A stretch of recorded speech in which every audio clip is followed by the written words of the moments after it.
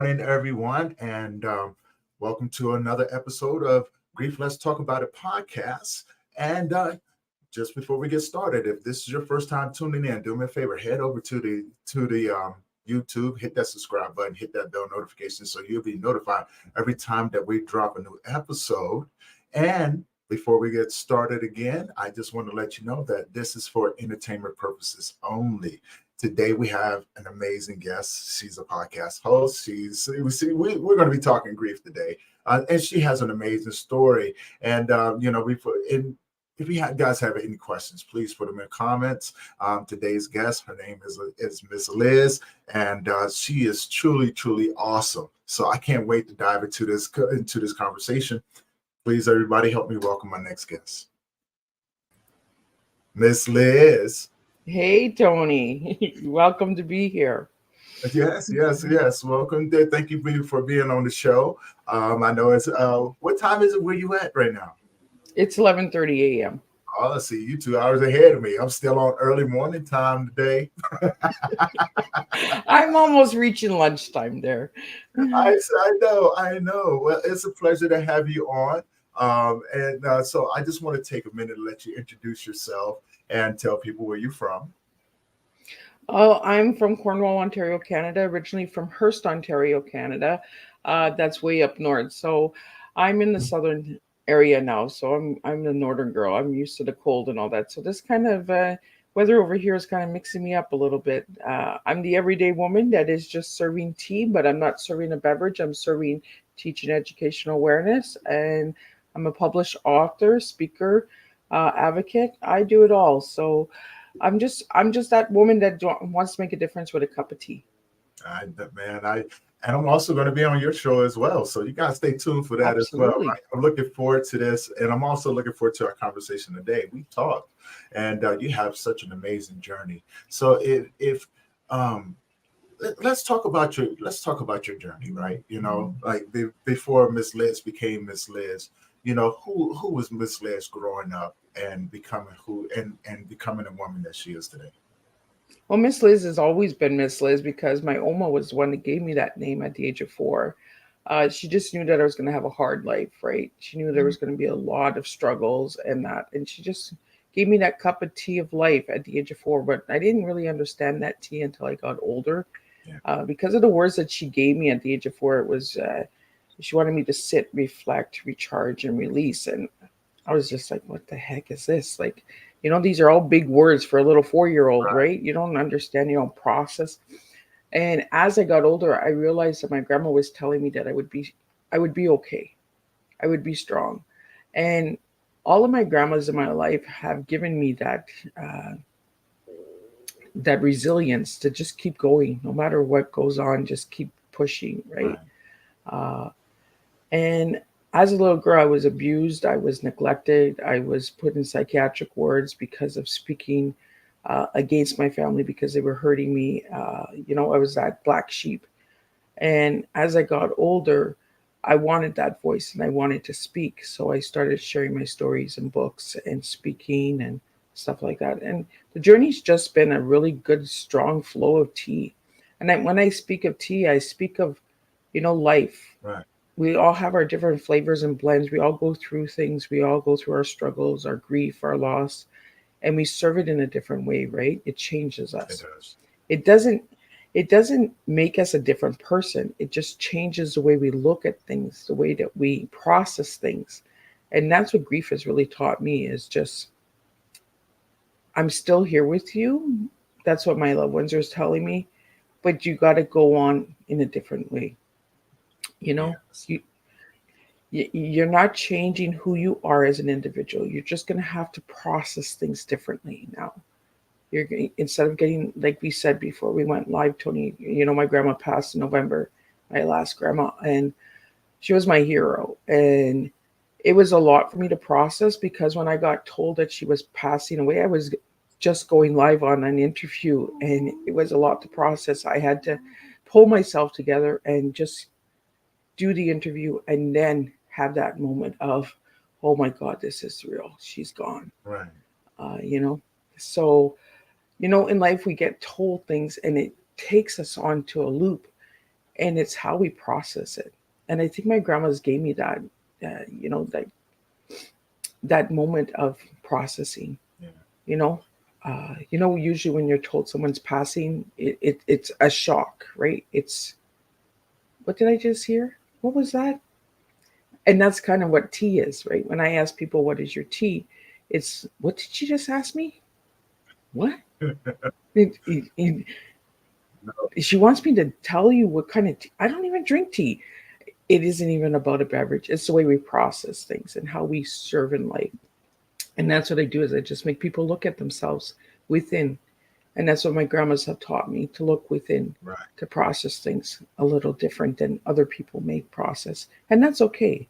You know, my siblings process things a little different than I do, and I process things different than they do. So, and we're still okay. We're still people, right? We're still human beings. So, And but you was being taught this at a very early age, and you said some key words that that really stood out. Your grandparents knew that you was going to have a hard life, challenging, and things like that. And I look at Miss Liz now, and listening to how you say you learn how to process life in a different way, right? Uh, um, let's talk about that a little bit, right? You know what I'm saying? Like processing life, because I think we've talked and we've had a great conversation about how life has, can throw you curveballs, but it's all about how you look at it and how you respond to it, because it's easier to react to things, right? mm-hmm. It's easy. It's easy to go out there, and I know this. I used to be a reactor before I became a responder, right? You know what I'm saying? And my reaction always was, when I heard something or seen something, was to result back to anger, fight. I need to fight, right? Yep. That was my first instinct. You push me into, oh, you just going to take. Nope, I'm coming to take it back. If I got to hurt, you got to hurt too. Yep. And over a period of time, I learned that that wasn't the way, right? Life was giving me something different. And I think you can relate to this when I say this. It taught me to look at life and go, it's here. What are your next steps? Yeah. You know, let's talk about how you process life since a little girl. You've gone through it. You abused all of those things, and I can relate to on a different level. But tell me how Miss Liz says all of that, um, as she's walked from a young lady to the lady that she is now. One thing, Tony, I learned loss at an early age. Mhm. I learned loss. And when we talk grief, we're not just talking of people passing. There's Right. different types of griefs out there, right? There's the grief of childhood. There's a grief of, parents, pets, jobs, schooling. I lost it all when I was a little girl. Right. I lost it at the age of 4. I lost my innocence because I was raped by my uncle. I found grief for a loss of a loved one at the age of 14 when I lost my stillborn daughter. So I got to learn grief at a very young age. I got to learn that it's going to hurt. Life is going to hurt. But do you allow it to hurt you, or do you get up and fight? See, like, Joni, you said you fought. You went on defense. You went like, I'm going to fight you back. You're hurting me. I'm going to hurt you back. Where I was the opposite person was, whatever everyone is giving me, I'm not giving back. So if you want to hurt me, I'm not going to hurt you back. I'm just going to try and understand why you're hurting me. And I grew up for a long time thinking, okay, it's my fault. It's me. I'm the rotten one. I'm that trash that my parents used to say I would be. I wouldn't be anything in life. And now my parents give me that love, and I'm like, ooh, what is this? Right. Why didn't you give me this when I was growing up? Well, now you want me to love you because you're saying you love me, and I have a hard time processing that. Right. And I go on that defense, and I'm just like, oh, you're making me mad. Why are you doing this now? Right. You know? And I have to look within myself and say, you know what? Maybe they just didn't know how to love. Mm. Maybe they just never got it. I'm that person that always tries to understand why people hurt each other. And then I realized that they're just rotten people sometimes out there. It's You very know, true. it's like that the rotten tomatoes, right? That you get some good tomatoes and you get some bad ones. And I just learned to process that by the teachings of my elders, of my grandparents. I learned a lot of life lessons from my Right. grandparents. They gave me a lot of lessons, like when we were piling wood, when we were fishing, when we were cooking. There was always a lesson in it. What is this sugar going to do? What is this piece of wood going to do? There was that conversation with my grandparents, but that conversation was not with my parents. So I got it from the generation before. And it was almost like all of my grandparents in my life knew that I was going to be that child that was going to speak up no matter what. I was that quiet girl growing up, Mhm. but then as a woman, they knew that voice was going to come out. Yeah. And they knew when it came out, it was going to roar and it wasn't going to back down. It wasn't going to say, you know what? We're not accepting this anymore. I'm old enough now to process it. Yeah. Those words that I was given at the age of 4. I wasn't able to process at 4 because I was too young. My mind wasn't ready yet. Right. But as I got older, I was able to process and I was able to say, mm, I'm not sure if I like that tea anymore. And that's why I tell everybody, I don't want everybody loving Miss Liz. I don't want everybody loving the tea, because if you are, then I'm not being true and authentic to myself. I'm not being, you know, Yeah. I'm being that person of everybody's got to like me. Everybody's got to like my. No, I'm not that kind of Yeah. person. See, I'm right there with you. Like I treat everybody with respect. I learned at an early age. You know what I'm saying? Not everybody's going to like me. And I'm okay Yeah. with that, right? Um, and it used to always catch me when I used to see other people doing things to be liked by other individuals. I used to always look at them and go, "What are you doing?" Yeah. Oh, I Right. don't like the fact that he doesn't like me. I need to go over and find out why.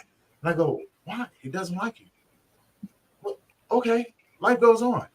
Right. But you said something that really, you know, that caught my attention.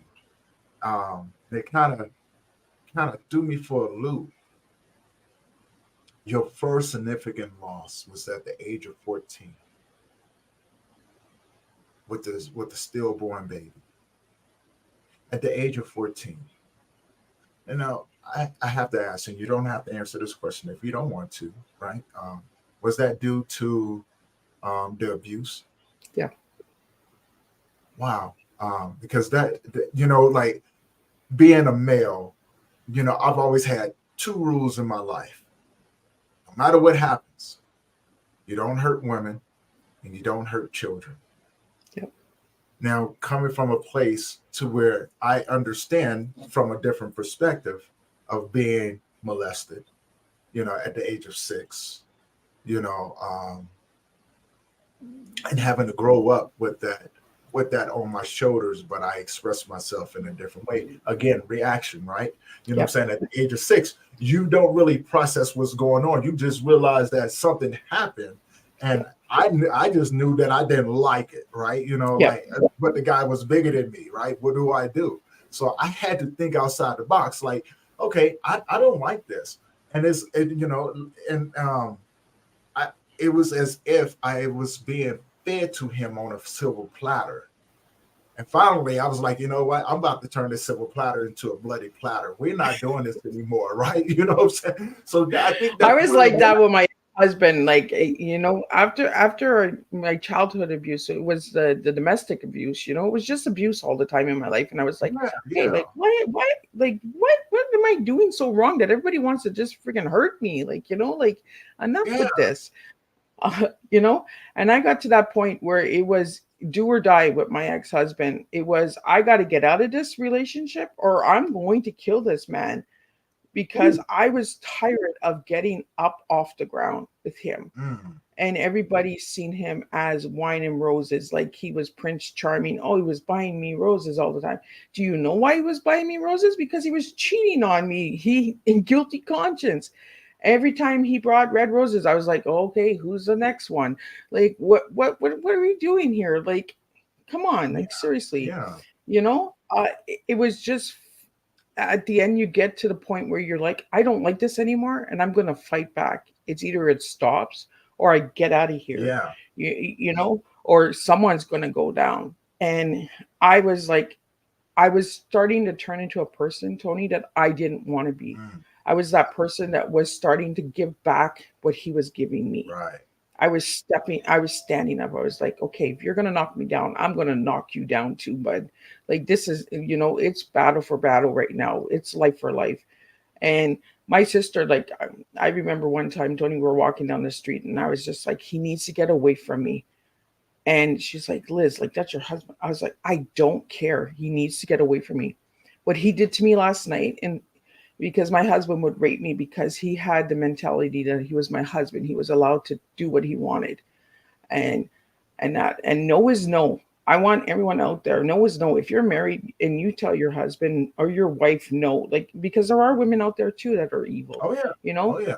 you know, and that's a grief. That's a loss, because when you get married, you're supposed to be expected. You expect to be protected, Mm, yes. not to have the battle within your relationship, not to have that, you know, you love me one day and now you're out here trying to kill me. Like, no, that's a grief, you know. Yes. For me to get out of my marriage, Tony, it took 4 pastors and my grandmother to finally tell me, do you want to be in a pine box or do you want to live, girl? And that was it. I was out. I was like, my grandma knows something that, you know. Well, they've been through it. eh, They have been yeah, through it, right? And I'm pretty much thinking we come from the same generation, the Gen X generation, right? So we have boomers as yeah, parents, you know what I'm saying? We had our grandparents were the generation before them. And it's as if the generation before our parents, we was the experimental ones, right? You know what I'm saying? Especially if you're the oldest one or anything like that, you're the one that got your butt whipped as the parents was trying to figure it out, right? oh yeah, But you our went and picked your stick if you were getting a whipping, like Oh, you already know. Look, look, go out there and get that switch off the tree. And then we you're come like, back oh, with is that the one gonna small. hurt? Or Yeah, so we and come back with the we had the small one straps like in this. school. Like, when I tell my kids, like, you better behave in school. Well, my kids are adults now, but when they were younger, I was like, you're gonna get the strap, man, if you talk like that. You better watch yourself. And they're like, Mom, the teachers can't strap us. They can't do that. We have rates. And I was like, exactly. We had rates too, but back then we didn't have rates. It was, if you misbehaved, that strap was coming, Oh, you that the know? paddle. Yeah. Oh, yeah. And And, and, you know, and don't let uh, grandparents come up to the school. Oh, you was going to get it because you know just as well as I did. If grandparents came up to the school, who was following? Mom and dad, yeah, right? You know what I'm saying? Then your aunties and uncles, everybody took a turn because the thing was you don't misbehave in school, you respect your yeah, teachers, you do your work, you know what I'm saying, and you get good grades, right? This is the way that we was taught. If we misbehave, we got a foot kick put up in our butt, right? yeah, And that contributes to how we move through this life, right? You know what I'm saying? Like you coming from a place of being married and coming from an abusive relationship, I can relate to that to a certain extent. I was in an abusive relationship, and a lot of people don't think that men would go through abusive relationships. And I tell people, well, that's a bold-faced lie because yes, I was that in a is. relationship with a narcissist, and but before then, right? Like I had to take responsibility, right? I was never anyone who abused anyone that I was with, any Yeah, woman that I was with. I just had certain rules. Don't get attached to me. I live a lifestyle where tomorrow's not promised. So I'm not trying to make future plans with you when I can just barely get through the day.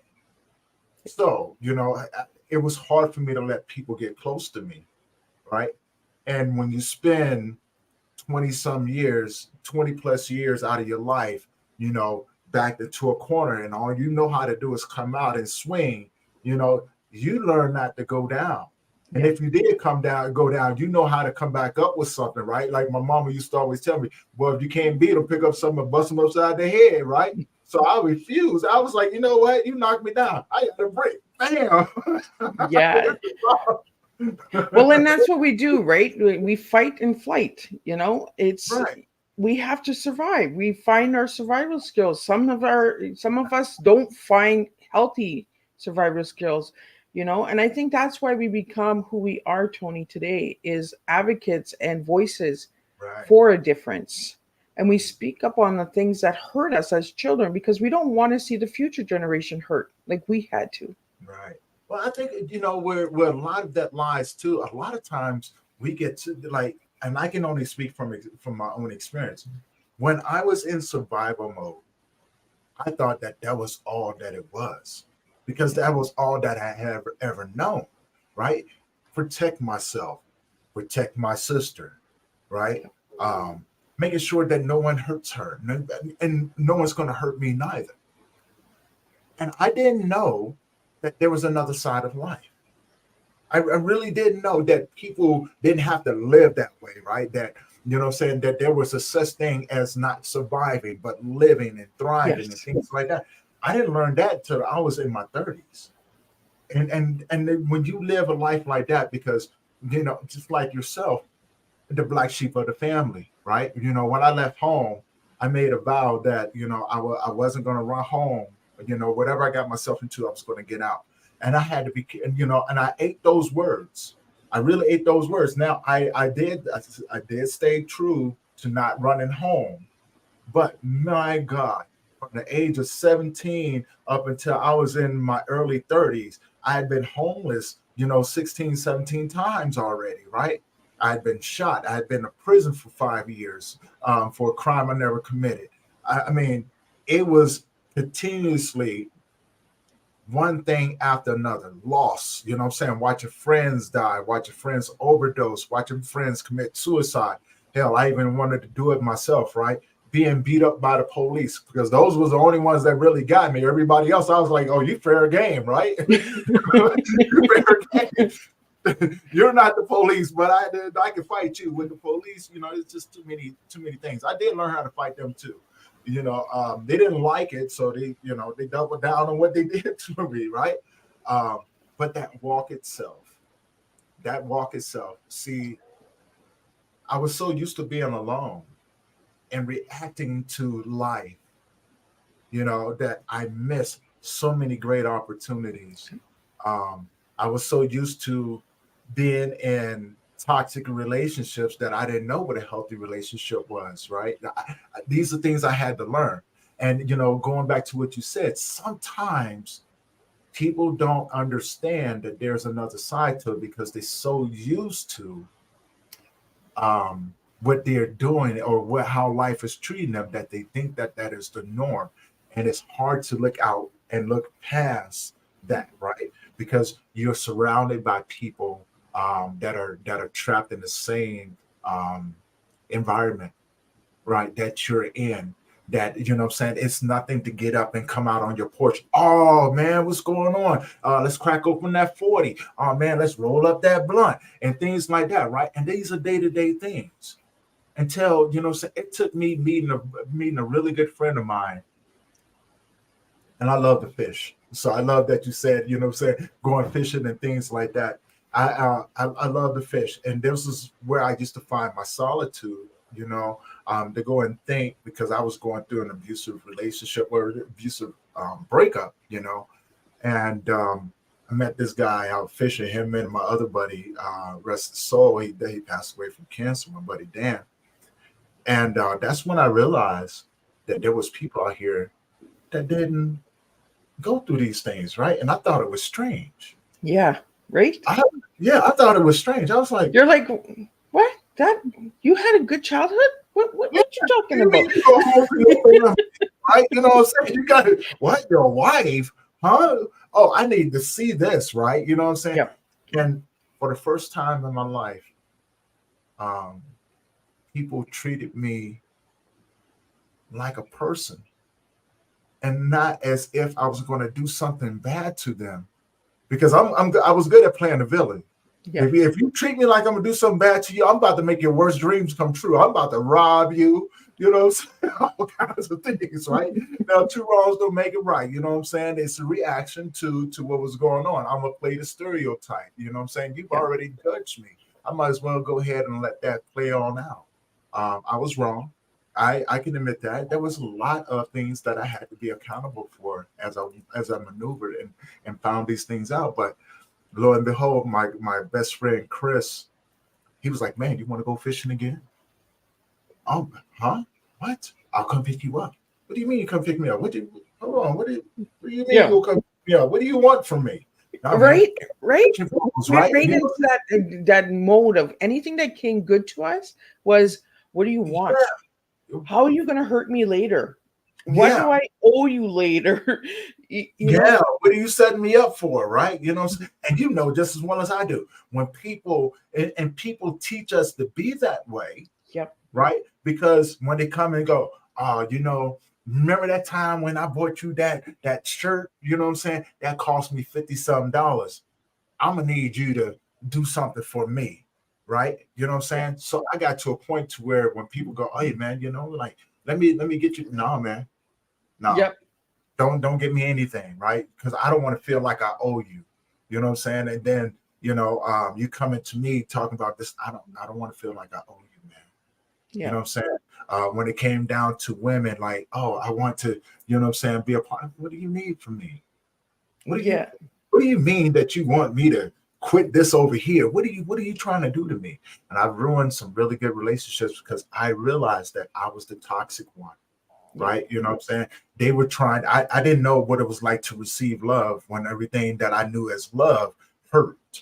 Yep. I knew that love would get you killed, right? Love would hurt you. So I avoided it at all costs. No, I'm a solo dude. You know what I'm saying? You let me walk my path, Yep. right? You know what I'm saying? I'll figure this thing out, but I don't need you coming into my life trying to tell me what to do and what not to do. I'm a street guy, you know what I'm saying? And Yep. I heard a lot of people, and I'm guilty of those things. I became the thing the thing that I hated the most, which was, you know what I'm saying? I'm even though I didn't see it then, I was using women for, you know what I'm saying, for promiscuity, Yep. right? You know what I'm saying? Because I was good at it. I was like, what? You're going to give it to me? All right. So what, right? Yeah. Uh, You became that player, right? Like, yeah, come you know on what I'm over saying? here. Yeah, I'll give you We're what you want. going to play, but it took a long time to learn that that wasn't a way to do it. It Yep. took a long time to learn how But to we love. burn a lot of bridges by being raised that way, Tony. Right, right. And a lot of good opportunities because we don't feel that we deserve it. It took me a long time. If you look back at Miss Liz 7 years ago, I was not the voice I am today. I Right. was not that woman that was saying, "Yeah, let me try this." I was that woman. Oh, this scares me. I'm not. I'm going away, man. I'm gonna owe these people too much. No, no. I'm out of here. Where I got to the point where I was like, "Whoa, whoa, whoa." That's what they want me to do. They want me to stay down. They want me to always be on defense, on guard, and that. And now I'm like, let's try it. If it works, it works. If it doesn't, oh well, it's life, Yeah. you know? But I don't want to live with that regret that I got to lose that opportunity because I was a chicken shit because of these people that raised me, that gave me this belief that I could be nothing. You know, I became this voice and said, you know what? You might have said I was going to be that, but guess what? I'm not that because I defined who I am. Exactly. I survived the way that I survive. And if it's not your cup of tea, oh well, go serve your own cup. Like, Right. Go get your own cup of tea, right? You know what I'm saying? Or whatever you want to like, drink, whatever you go want do to your drink. own blends, go do your own flavors. You know, if everybody wanted to serve it the same cup of tea, go do that at a different table because that's not what I do. I don't serve the same cup of tea at my table. I serve what I feel, what I'm going through, the emotions. You know, Tony, I live with mental health and I'm a roller coaster, and I don't try to be because I'm a leader and a speaker and an advocate that this woman that has it all together. I don't have it all together. I'm learning and growing with my guest. I learn so much with my guests when I have them on my podcast, Tony. Just like today's interview, like Yeah. I learned so much from you because it's that flight or fright, right? You know, if you don't fight for your life, how can you be happy with your life if you're not fighting for yourself? You know, you're fighting against everybody else, but then if you're not fighting for yourself, then what are you really doing? You know, I think and And that's where I get it, like from you, Tony. Like, like we just burn a lot of bridges because of what we've been through. Right. And what happens is, and this is something that I learned, you know, as I began to maneuver through this life, began to sit with older people, and I used to really pay attention to them because, I'm saying, the elderly carry stories and wisdom that we don't necessarily have, and maybe those things can help you avoid some of the mistakes that they've made, right? You know what I'm saying? Because that's the reason why we sit down with them. They're great storytellers, Yeah. right? And the strongest lesson that I learned, and I had to figure out the other part of it, um, a little bit later on in life. But we, as human beings, we play three roles in our life, right? And it's a continuous circle, right? You know what I'm saying? We either play the villain, we either play the superhero, or we play the victim. These are the three things, and people never even realize it, right? You know what I'm Yep. saying? Because at some point you're the villain, because as someone hurts you, you come back and go, you know what? I'm gonna do the same thing to you, and I'm gonna do it to other people because I'm not gonna allow no one else to do it. Now you become the villain, right? Yep. And then what I'm saying, you become the superhero when you realize, you know what? No one's coming to save me, but maybe I can help the next person. Maybe I can, what I'm saying, Yep. help this kid not make the same mistakes that I do, right? You know what I'm saying? And then we become the victim, because at some point, what I'm saying, when it comes back around, that vicious circle, the only things that change is the people that are entered into our lives again, right? You know what I'm saying? And it's wash, rinse, and repeat. Wash, rinse, and repeat. We keep doing these things over and over and over and over again, and not realizing, because it becomes normalized, Yep. right? But there's something that I found out, and I think, and let me know what you think about this. The other part is the observer, Yes. where you begin to realize this pattern. It takes you saying, I need something different, but I need to figure out what's going on in my life so I can have something different. And you step outside of there and you begin to go, wow, this is the definition of insanity. Doing the Right? same thing over and over, and expecting different results. And now you observe. But not only are you observing your life, but you're observing other people's lives, and you see the same pattern. You seeing Yep. how, what I'm saying, it's transferred to other people, you know what I'm saying, and how, and how everything is connected in that different way. When you become the observer, you can now intervene and go, nope, I'm not going to be the victim. Yep. Nope, I'm not going to be the villain. Nor do I want to play the superhero, because I'm Yep. no one superhero, right? I'm my own superhero, because it was me that had to come in and say, hey, you know what, man? Um, let's get this together, right? Yep. You know what I'm saying? That we have to change our whole mindset. We have to begin to maneuver a little bit different. And that means that you have to remove people out of your life. As you say, Miss Liz, you have to serve a different sort of tea, right? You know what I'm saying? Yep. Because maybe the tea that I'm drinking, maybe I don't like the flavor of that no Yep. more. You know what I'm saying? Maybe I need something different. It's a teachable moment. Maybe it's time to look at the challenges for what they are, teachable moments, and not things that are meant to destroy you. Mm-hmm. Maybe it's time to look at your life and go, it's time to forgive yourself, right? Maybe it's just time to make a few changes around if you want something different, and I talked to Miss Liz today, and and I have a question, and please, if you don't want to answer, you don't have to, right? But Oh, I I'm have, very transparent. I don't think there's anything that I won't share. That when I first started speaking, there was things I was like, oh, I'm not answering that. But I've gotten to a point, if I cannot answer, I'm going to be honest about it and say, you know what, I can't give you an answer for that. I don't even know myself, right? So, well, we talk about our lives and things like that, and how many losses have you endured during your journey in life? Because we've talked, right? You know what I'm saying? I know you have a multitude of losses that you've had to overcome, even with your recent one. how many in total do you think that you've had to overcome that really impacted your journey? My journey would have to be my grandparents, my grandma, my grandpa, my oma that gave me my tea. Uh, you know, but my greatest, hardest life was my daughter, Ashley, who I lost at the age of 14.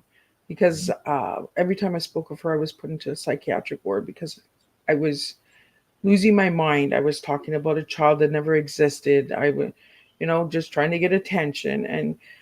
And for 30 years until my father passed, I could not speak of this kid because if I spoke of her, I was getting locked up. I was getting shock treatment. I was put in straitjackets. I was given medicine to silence me. And I was like, what is going on? Why?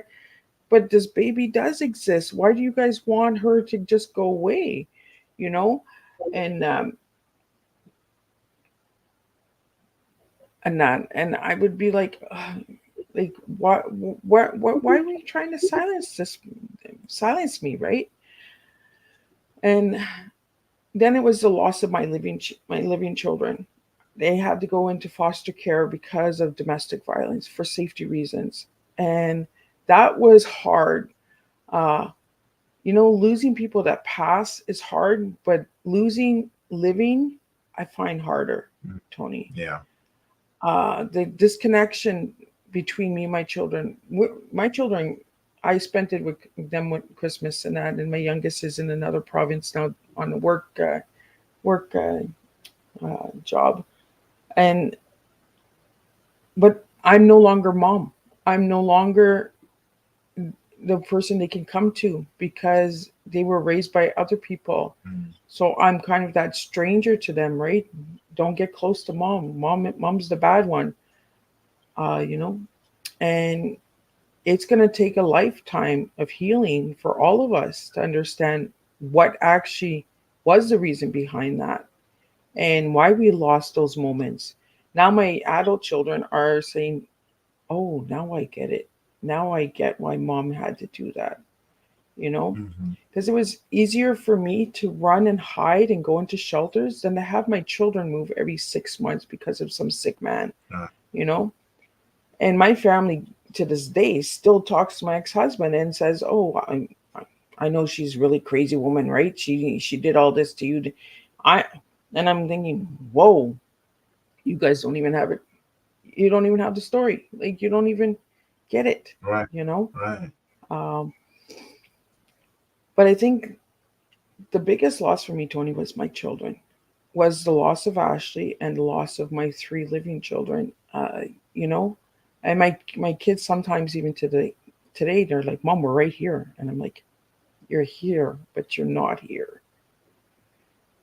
You're not the children I had before you went into care. You were raised differently. You were taught different patterns, different cycles, uh, different ways of treating people. You know, so you're not here." And a lot of people are like, "But your children are here. You should just be happy your kids are here." Unless you live it, you don't understand it, you Yes. know? And that one right And I there tell that to, touched me. Yeah. right, Tony? And I say, if you don't live it, don't speak it because you're doing more damage. Yeah. It's like we both have been abused as children. Don't come to us with a perfect childhood and say, "Oh, it was because you guys were bad kids." That's not why we were children. Yeah. We didn't do anything wrong. We lost our innocence and we lost our childhoods because somebody older than us was broken, unhealed, on the defense mode. They were doing that triangle, you know where we grew up because of what we lived, Tony. We became these observers and we were like, the only one we got to heal and serve is ourselves. Yes. Yes. We're the ones that's got has to be that superhero to ourselves, not others, ourselves. And I tell this to my kids all the time, because they said when I wrote in my second book, I wrote the loss of my children, and my kids were like, "Oh, mom, it wasn't that bad. It wasn't."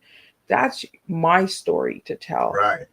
Your story will be your story, and mom will respect it. You can write what you feel and what you went through, but this is what mom went through, Right. you know? And I said, I don't write to hurt, I write to heal. Mm. I don't share my stories to make money. I write my stories for somebody out there that might not know how to get out of it or know why they feel this way. When they read my story and they hear my stories, they can say, "Oh, she gets it." And that's what I do when I bring guests to my table is I say, "I get it. You have a story. Do I understand your story? I might not understand it, but I'm going to give you that listening ear and I'm going to give you that time to share it." Right. And that's what we have to do, right? We're that observers. We become observers, we become hosts. We want to host you so you can serve, so you can get out of that triangle and you can become that circle. But also, I want to add to that as well, right? Yes, we become observers and we become hosts, but we also become visitors, right? Yes. We become visitors in your space. And I always tell people this when, especially people that I train to be able to walk along these paths with other individuals like ourselves, right? How to be the best visitor in that space. Because when a person invites you in, and especially when they invite you into that trauma, into that grief area, they're already in a vulnerable situation. A lot of times what people would do would try to busy themselves, would try to be the best host to you, Yep. right? After they've invited you. I said, no, check it out. I get that. But right now, I'm a visitor in your space. So let me take care of you so you don't have to worry your mind or hurry yourself in your own space. So let me cater to you. Can I get you something to drink? I don't. If I'm in your house, can I get you something to drink? Would you like something to eat? Is what would you like to eat? I will go make your sandwich. You know what I'm saying? And we'll have a great conversation. Is there any sort of music that you would like to listen to? Is there a movie? Because I'm here now, right? You know what I'm saying? Yep. And I want to make sure that I'm honoring you in this space because I don't need the less movement that you do, the more you get to calm down. The more you calm down, the more susceptible you are to open up to me to help guide me to where you need me to be in these moments with you, right? And I think when I talk with Miss Liz, I get that same energy. Like, hey, we here with you, right? You know what I'm saying? You let me know what you need, so therefore I can be more effective in the area where you called me to be in. And you're right. You said something that you know a lot of people really look don't really understand the depthness of it, the healing aspect, right? You know what I'm Yep. saying? We've been hurt by people who wasn't healed, that wasn't told that what they were doing was wrong, right? And we blamed them for the things that was going on, but no one ever corrected them because, hey, you know what I'm saying? I know And family. they might never correct them. They might never apologize. And Right. that's where and that's where we have to get our healing from, Tony, is that, Mhm. when people say, well, you never forgave I forgave everyone a long time ago, because if I wouldn't have forgave all of you guys for hurting me, I would not be where I am today. Exactly. Exactly. And you have to heal, right? And that's painful, Yep. right? That's painful because now you have to remember everything that got you to where you are. And I think that's where people really back up at, right? I'm Yep. saying, whoa, I don't want to, and then so and I've seen the pattern, the pattern that goes along with it, the addiction, I'm saying, the mental health issues, the depression, extreme depression, and anxiety, the panic attacks, all of these different things to escape the reality, right? And it takes individuals who can see and go, I see you, right? Throughout all of these things, and I'm gonna do something that no one else has have ever done for you. I'm gonna love on you. I'm gonna speak life into you. I'm gonna uplift you. And yes, you're gonna fight it because it's something that you're not used to. Yep. But I guarantee you, when as much as you fight, I'm still gonna be here. Throw every punch that you need. I'll block most of them, and some of them may connect. but I'm not going to get mad at you because I used to be you, Yep. right? You know what I'm saying? We become the versions of ourselves that we needed when we were kids and growing up, and you know what I'm saying, not understanding how the world worked. But you having a magnificent mind, you begin to look at it and go, why, right? Whereas I went, nope. I'm gonna get you first, right? And I can relate to what you said about your children, right? Because I have two daughters. Um, my youngest daughter, well, my oldest daughter, I hadn't seen her since she was 6 months old. She's already 37 years old, right? Um, and people go, well, you was a deadbeat dad. Yes, you're absolutely right. And here's the reason, right? You know what I'm saying? There's no excuse, but my life it was not a place for no child. Yep. I barely survived. And then I messed around and made a mistake and had a younger daughter, right? You know what I'm saying? And I raised her until she was 2 years old. They were like, well, what happened? Well, I was shot 22 times when I was taking her to daycare. I was doing my due diligence, and I got put out, you know what I'm saying, almost put down, protecting her, you know what I'm saying, and trying to make sure that, you know what I'm saying, I'm surviving this life. And I realized right then and there, my life is no place for no child. I've done a lot of wrong, and you know what I'm saying, karma's going to come back and bite me in the butt. So before I allow someone else to hurt my children, I would rather make the sacrifice and let them go have a life to where it could be a lot better than anything that I could ever provide for them. And yes, it hurt, and it turned me into a monster into this world because I was hurting. And as what's that old saying, Miss Liz? Hurt people. Yep. But I became really good at hurting people, right? I didn't realize it, but there was a whole lot that I had to go back and go, can you forgive me for what I've done, for what I did to you? I was not who I am. And we have to be okay with them not being okay with accepting it. You Oh know, yeah. like my children have come to me with, I mean, the hardest words, and I'm just like, oh, this hurts. This hurts. But I'm not gonna give back hurt to you guys because you're hurting. Mom is gonna sacrifice her pain, and I'm just gonna step back. Mm. I'm just gonna sacrifice. Like you use that word sacrifice, and I use this word a lot when I speak, either in my post or in books. The sacrifice of a parent. You Yes. know, when we weren't given parents, how the heck do you want us to be a parent?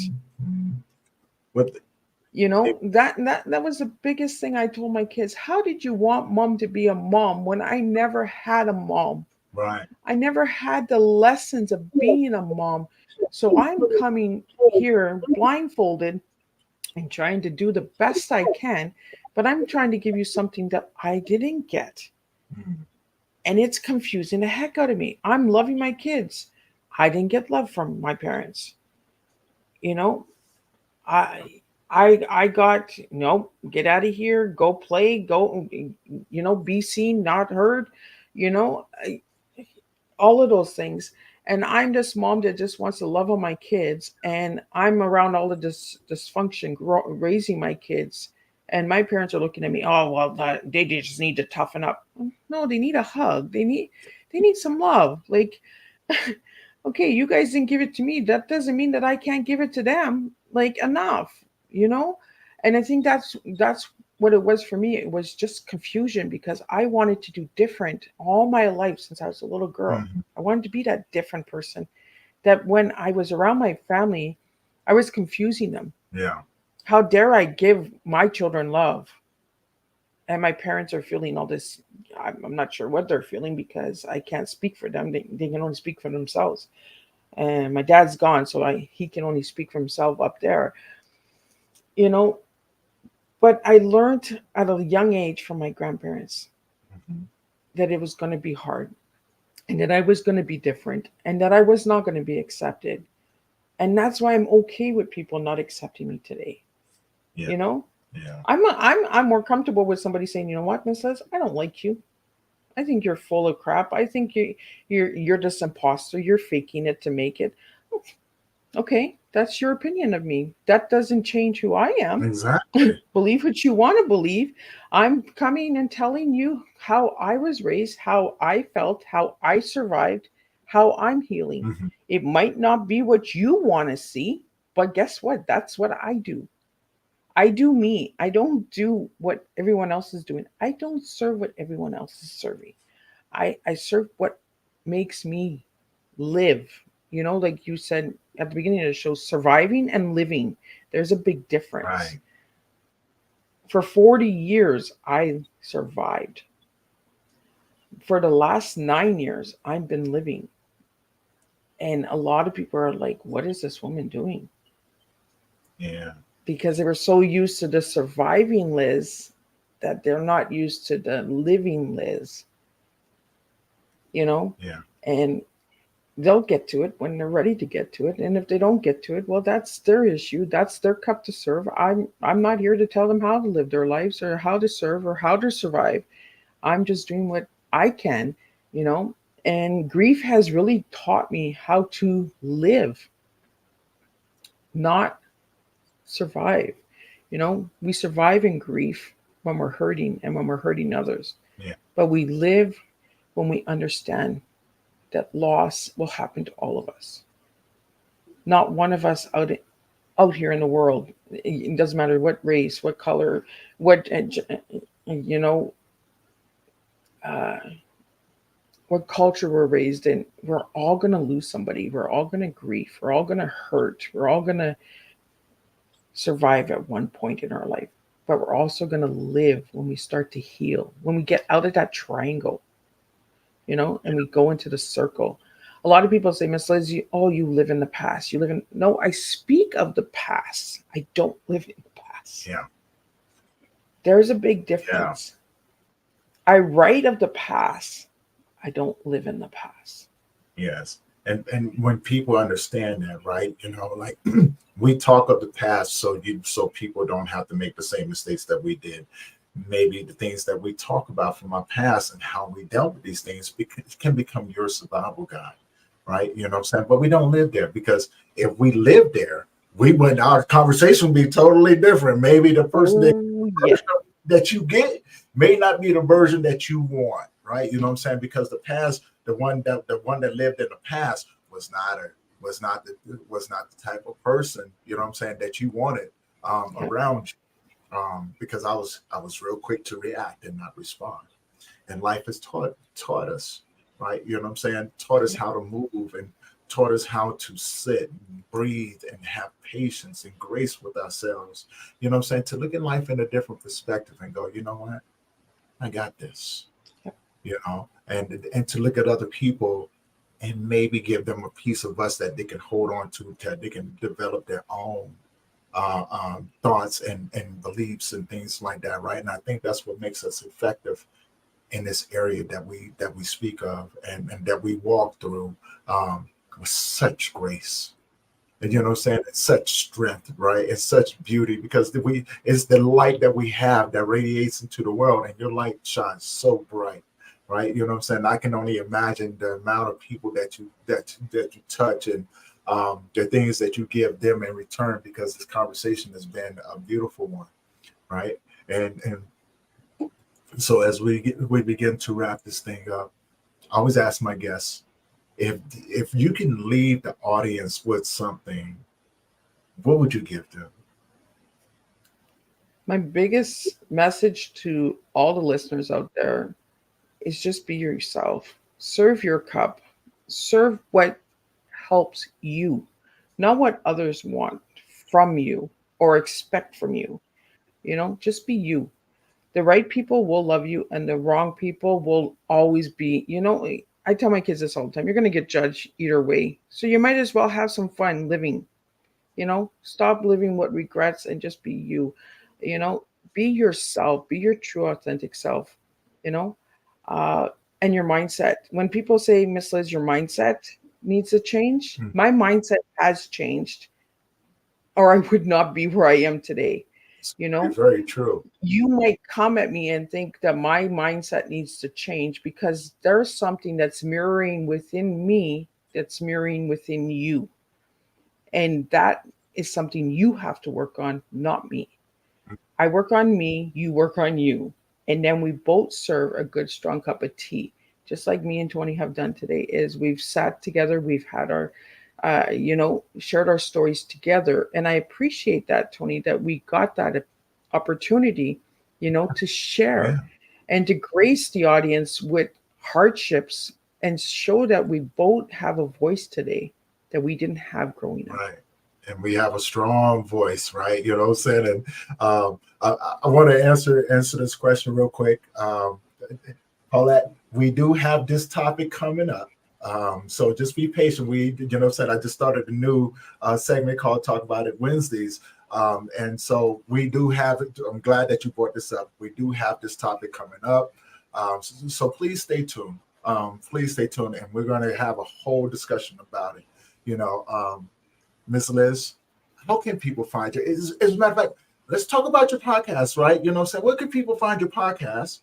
And then where can people find you on social media?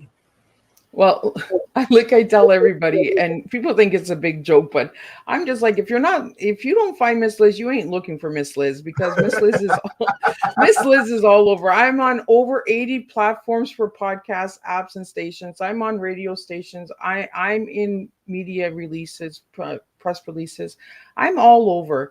So if you're not looking for Miss Liz and you don't find me, it's because you don't.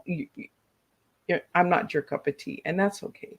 But you can find me like on all social media platforms. You can find me on my website at www.misslizsteatimes.com. I'm on Facebook, Instagram, TikTok, all of those places, Rumble. I try to get on all the different platforms for one reason and one reason only, is because there's different audience, different people, Very true. different sources, and different connections for us all to connect the dots. If we stay on one platform and we stay in one room, we don't really grow. We only grow in that one room. And I learned at a young age that we need to travel. We need to connect with people. And I love dot to dot. That's one of my survivals when I was a kid, was dot to dot books. And I wouldn't follow the dots that were in the books, and I would create my own image. So, and you can grab my books on Amazon under Elizabeth Gagno. We just released a book yesterday. I had done my testimony in domestic violence and with the Ruby Girl contest that I entered, and her book was just launched on January 1st, and it's just testimonies in a journal and all that for women out there for domestic violence. You can find that as well on the Ruby Girl page. A big shout out to Karen Dodd for amazing woman. I just want to put it out there. She gave me the opportunity of joining the contest in 2023, and I became the Ruby Girl and the voice for Ruby Girl. And for me, it wasn't a contest. It was an experience, a spiritual journey for myself to show that I was worth it, Right. that I could stand up and be that Ruby and shine too. Growing up, I was told I couldn't shine, and I wanted to prove to myself that I could. So that's why I entered that contest. And for me, it wasn't, a competition. It was another table I could sit at, another journey, another spiritual sisterhood that I could connect with. I don't look at things as competitions and comparisons, because we all have our stories, we all have our flavors and blends. So, but again, like I tell everybody, if you don't find me, you're not looking for me, and that's okay. Well, I'm glad I found you, right? You know what I'm saying? Because, as that song said by Rihanna goes, shine bright like a diamond, right? You know what I'm saying? Right? And there you are, I am so honored and privileged to have met you and to be able to share this space with you and hear your story and to take us on this beautiful journey. And to sharing your light, such a beautiful, beautiful heart, beautiful mind. And you know, with that being said, Miss Liz, thank you for being on the show today and sharing your journey, your story, and your wisdom. Right? Because that's beautiful, and your strength, and hopefully, with everyone who's been tuning in, you guys got something from this, and be sure to go check out her books. Please, support her. Go check out her YouTube channel. Check out her podcast. Amazing. T was with Miss Liz. I will be up there very soon, right? Season 5, January 4th. We started a whole new season. 100 guests. We're serving 100 cups of tea this year. So Now, see, I can't wait. I definitely can't wait. I'm definitely going to support that. If I haven't already, I think I did subscribe to your channel. But if I haven't, I'm definitely going to go over there and do that because I don't want to miss one of your episodes, right? well, and you can go back and watch all of the episodes from all seasons. We just did the huge reunion show in on December 21st, and we had 17 different countries. We had, I believe there was 53 people because of Zoom. I don't usually work with Zoom, so we had some little hiccups. We were supposed to have 90 guests, but because it was a webinar, then it went to a meeting because the webinar wasn't showing the cameras for the guests. And I was just like, okay. So I had to skip out of the webinar, go back and do a meeting, and I had lost a couple of people because of the confusion and all of that. Yeah. But you can check out all of the guests from all season 4s, and watch them at your own pace. Yeah. There's a flavor for everybody out there. If one tea doesn't resonate with you, I'm sure there's going to be another one because there's so many different flavors in there. There's all walks from homeless to Hollywood directors. Like, there's you just never know who's going to come and sit and have tea with Miss Liz. And sometimes Miss Liz is even like, oh, you want to have tea with me? Okay, let's do this. Let's see where it goes. Like, and I also have community members that in my community that have been on Tea Time just to bring awareness to their platforms and their things that they do. So you just never know who's going to sit and have tea with Miss Liz. And Miss Liz is almost booked. I only have 5 slots left for 2024. So if you want to get in, you have to reach Miss Liz, and you can check out Miss Liz's Facebook page, Miss Liz Making a Difference with Tea Facebook page. Check that out, and let's just sit and serve some tea. And if you can't get it to be a guest on Tea Time, you can always join the live shows. Put your comments and questions, suggestions, and we'll try and get it in. And if Miss Liz feels like it, maybe there's a special Tea Time that might pop up. You just never know. Definitely going to keep my eye out on those as well. For everyone who is tuning in today, thank you for tuning in. Thank you, Paulette, for the comment, and please stay tuned. We will have that topic coming up. Like I said, an amazing guest. This is what they talk about. And this is what they do. It's going to be very educational. Ms. Liz, thank you again for joining me. Thank you again for sharing your beautiful light and story with us as well. And if this is your first time tuning in, do me a favor. Go over to the YouTube channel, hit that subscribe button, hit that bell notification so you'll be notified every time we drop a new episode. But also, if you know anyone who can benefit from these conversations that we have, please share it with them.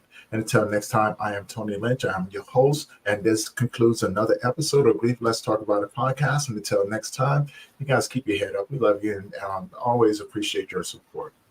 You guys have a great day. Peace.